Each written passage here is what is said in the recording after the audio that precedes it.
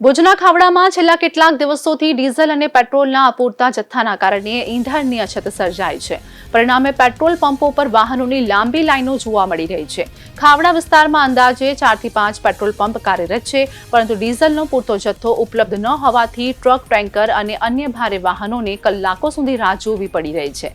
ખાસ કરીને માલવાહક વાહન ચાલકો અને પરિવહન વ્યવસાય સાથે જોડાયેલા લોકો મુશ્કેલીનો સામનો કરી રહ્યા છે. ડીઝલની અછતના કારણે પરિવહન વ્યવસ્થામાં વિક્ષેપ સર્જાયો છે, જેના કારણે સ્થાનિક ધંધા રોજગાર પર પણ અસર પડી રહી છે.